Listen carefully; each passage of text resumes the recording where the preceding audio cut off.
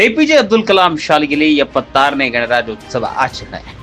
ಬೆಳಗಾವಿ ಜಿಲ್ಲೆ ರಾಮದುರ್ಗದ ಎಪಿಜೆ ಅಬ್ದುಲ್ ಕಲಾಂ ಶಾಲೆಯಲ್ಲಿ 76ನೇ ಗಣರಾಜ್ಯೋತ್ಸವವನ್ನು ಆಚರಿಸಲಾಯಿತು. ವಿಜಯ ಸೇನಾ ಸಮಿತಿ ಸಂಸ್ಥಾಪಕ ವಿಜಯ ನಾಯಕ್ ಹಾಗೂ ಇಂಡಿಯನ್ ಟಿವಿ 24x7 ಕನ್ನಡ ಸುದ್ದಿವಾಹಿನಿಯ ಮುಖ್ಯಸ್ಥ ಪವನ್ ದೇಶಪಾಂಡೆ ಧ್ವಜಾರೋಹಣವನ್ನು ನೆರವೇರಿಸಿದರು. ಧ್ವಜಾರೋಹಣದ ನಂತರ ಮಕ್ಕಳಿಂದ ಆಕರ್ಷಕ ಕವಾಯತ್ ಕಾರ್ಯಕ್ರಮ ನಡೆಯಿತು. ನಂತರ ಮುದ್ದು ಮಕ್ಕಳಿಂದ ಗಣರಾಜ್ಯೋತ್ಸವ ಹಬ್ಬದ ಪ್ರಯುಕ್ತ ಭಾಷಣ, ಛದ್ಮವೇಶ ಸೇರಿದಂತೆ ಹಲವು ಸಾಂಸ್ಕೃತಿಕ ಕಾರ್ಯಕ್ರಮಗಳು ಜರುಗಿದವು.